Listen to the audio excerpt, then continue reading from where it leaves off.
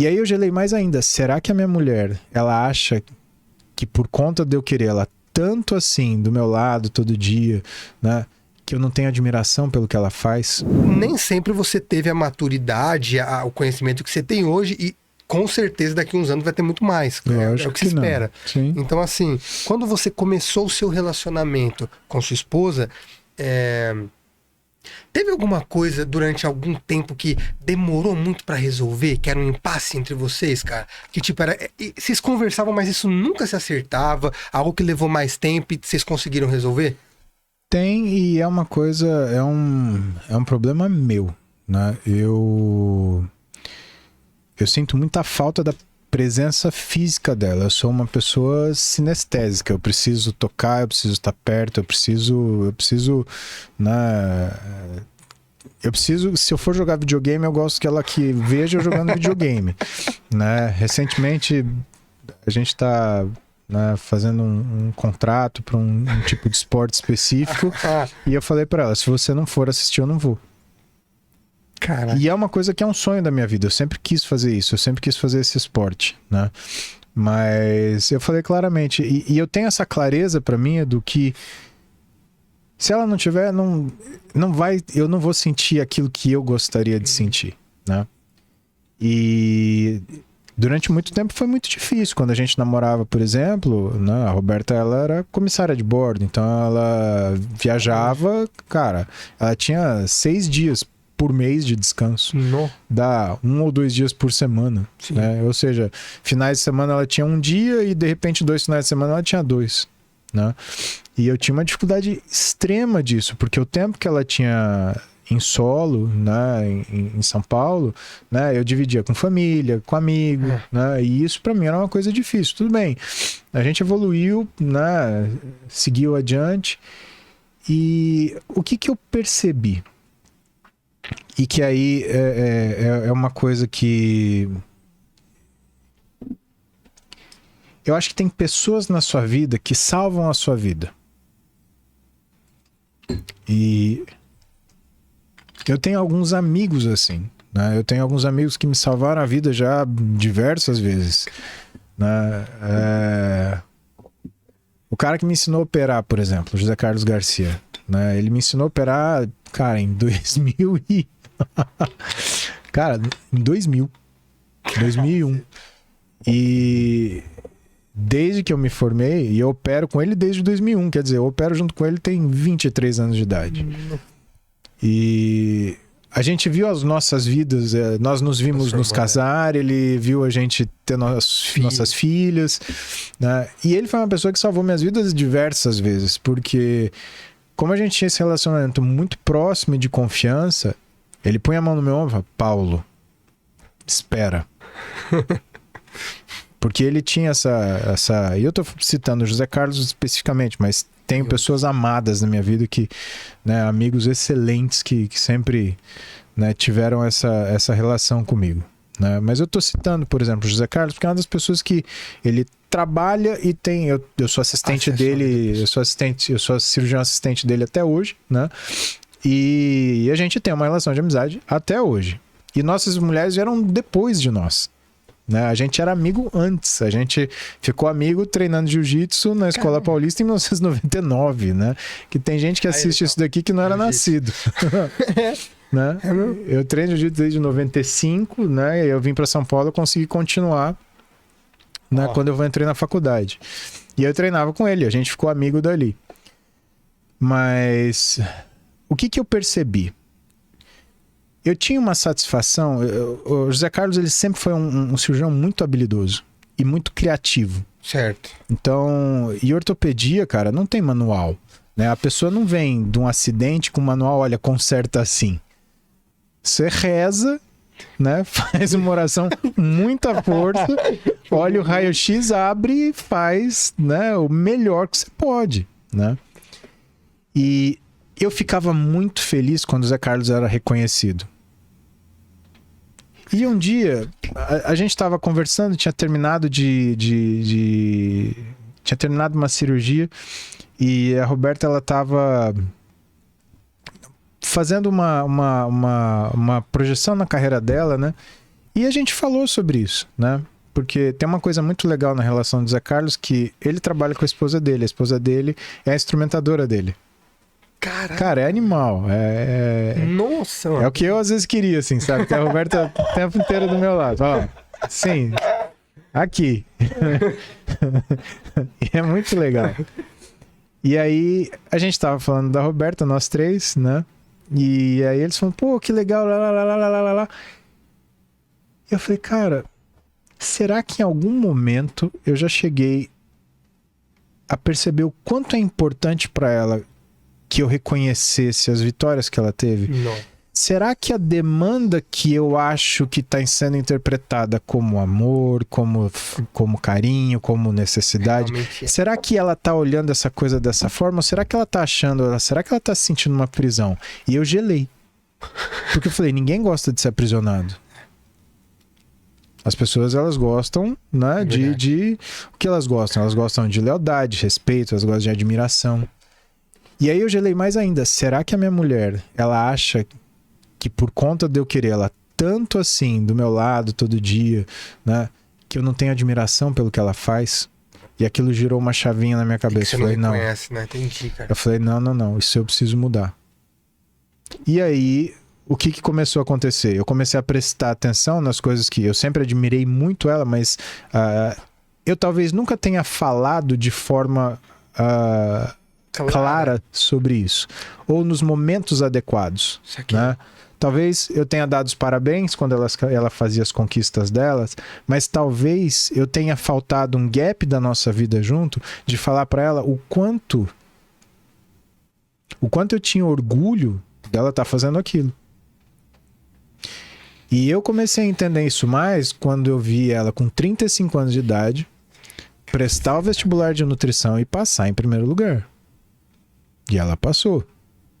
E foi fazer. E ela, voltando para a faculdade, pô, ela fez administração e marketing com 20.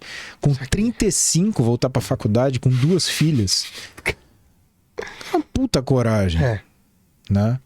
E ela ia todo dia para a faculdade e eu via ela estudar as coisas que eu estudei, bioquímica, fisiologia, e voltar para casa com medo, né? Eu falei, calma, você vai saber isso. E eu comecei a entender que o profissional, isso foi uma grande lição de ensino para mim, que o profissional, ele não se torna profissional quando ele pega o canudo. Ele se torna profissional quando ele entende a responsabilidade existente no conhecimento que ele está adquirindo. E eu vi isso na Roberta no primeiro dia de aula. Nossa. E eu lembro que ela estava sentada na cozinha, a gente morava num outro apartamento, né? E ela estava sentada na cozinha estudando, olhando. E eu sei que ela é uma pessoa que joga xadrez pensando 30 movimentos à frente. E eu só botei a mão no ombro dela e falei assim, você vai ter um futuro brilhante. Com 1 ano de formada, você já vai ser uma das pessoas mais importantes em nutrição no país. Não, você tá... Ela ficou brava comigo. Ah, imagina que isso daqui é difícil, isso daqui é impossível, bioquímica, blá, blá, blá, blá. Tô tendo que estudar anatomia, nunca imaginei que eu ia ter que mexer em cadáver, tá terrível. Cara, tá bom. Passou 1 ano, passou 2 anos, passou 3 anos, 4º ano.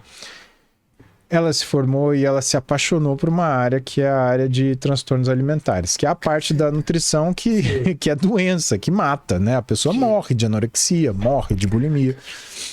E... Cara, eu acho que a coisa mais importante do estudo é você ir buscar determinadas coisas na fonte.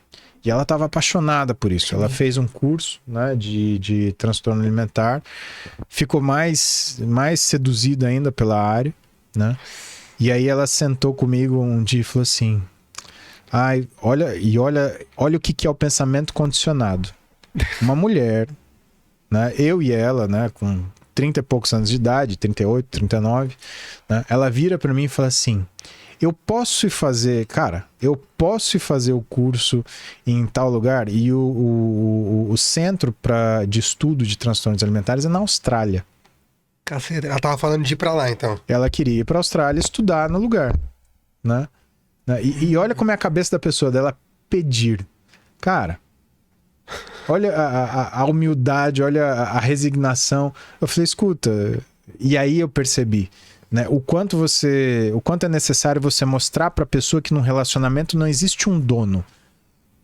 O que existe é uma relação, né, onde a necessidade de ver o outro, né, ser completo nos seus objetivos, ela é importante. Sim. Eu falei assim, você não tá me perguntando isso, você vai pra lá, mas você não tenha dúvida. E eu acho que uma das coisas mais importantes, porque a gente teve nossa primeira filha, a Roberta, ela estava na faculdade, né? A gente teve nossa segunda filha, a Roberta, né? Ela estava trabalhando, a Roberta, ela teve menos de 2 meses de licença maternidade. Ela ocupava um cargo de confiança numa empresa internacional e, cara, ela simplesmente teve que voltar a trabalhar com 2 meses. Não tinha nesse papo. É empresa internacional, cara. É uma multinacional, como é que você fala? Tá em 190 países, sei lá. Não, tive filha agora, eu tô em licença gravidez. Não teve esse papo, ela voltou. E eu pude participar de uma fase dela, aonde foi, eu acho que a única vez na vida dela que ela foi para algum lugar que ela ficou 100% imersa no que é poder estudar em paz. Pegou um avião, 13 horas e meia de fuso, foi parar lá na Austrália, passou lá o tempo que tinha que passar, né, no centro de transtornos alimentares. Caraca, velho, foi na fonte. Foi na fonte e quando ela voltou com aquela bagagem monstro, né? E assim, e a Roberta, ela é uma pessoa de uma generosidade intelectual muito grande, então ela não voltou para pisar no pescoço de ninguém. Ela voltou para compartilhar aquilo que ela trouxe. E esse é um dos segredos profissionais do sucesso, né? Quem tem concorrente é loja de móvel. Se você é um profissional da saúde, você tem colega. E 1 ano depois dela estar formada, ela já era um dos nomes mais importantes. O homem tava certo. A batidinha no ombro não gosto. É uma... pode ser arrogante, mas, cara, é o que eu te falei. O profissional, ele nasce na hora que você entende que aquilo que você está estudando naquele momento é a tua responsabilidade com o paciente. Nossa, cara. Então, dessa forma, né, quando eu vi ela, eu enxerguei isso, pra mim era muito claro. Sim. Eu virei pra ela, eu falei assim, ela, mas é porque eu vou atender? Eu falei assim, Roberta, meu amor, 6 meses você tá trabalhando, você não vai tendo lugar na agenda. Dito e feito. 6 meses, ela não tem lugar na agenda. Não tem onde colocar a pessoa. Né? Por quê? Porque é um trabalho extremamente diferenciado. A consulta dela é 1h30 de consulta. Né? Ela trabalha com a pessoa questões que são de comportamento alimentar, mas que permeiam tudo aquilo que é da percepção da pessoa da alimentação. Ela trabalha em equipe, então ela trabalha junto com psicóloga, com psiquiatra. Eu te falei, tem doença alimentar, tem transtorno alimentar que mata. Então, quando você... E assim, eu tenho certeza que uma das coisas que são importantes, né, para mim, ela quer que ela reconheça esse orgulho que eu tenho dela de fazer as coisas. Porque as coisas voltam, Edu. Sim. Esse esporte que eu quero fazer, por exemplo, ele não é um esporte muito ortodoxo e ele tem uma certa dose de perigo, né? E assim, é uma coisa que quando apareceu isso, a Thaís, né? Ela já falou assim, não, vamos buscar isso, a gente vai fazer, vai fechar contrato. E eu, cara, fiquei com o orifício corrugado, terminal, na mão. Falei, como que eu vou falar isso pra minha mulher? A minha surpresa foi que o que acontece? O Pedro, que é o sócio da Roberta na agência de marketing, a Thaís, contaram pra ela. Enquanto eu tava me cagando de medo pra falar, né? E aí, cara, o que foi a resposta dela pra ela? Ela não tocou no assunto comigo. A resposta dela pra Thaís, né? Ele merecia, que ele tava precisando disso. Fala aí, Pedro, só repete. Que ele merecia e ele estava precisando disso. Foi isso, né? Então, quer dizer, mas cara... ele não podia morrer. Mas ele não podia morrer. De preferência que eu não morra. Ela matava a gente se ele morresse. A equipe toda ia pro saco. Porque vem coisa por aí. Então, vem coisa por aí. É uma coisa que eu acho que talvez seja o sonho de uma boa parte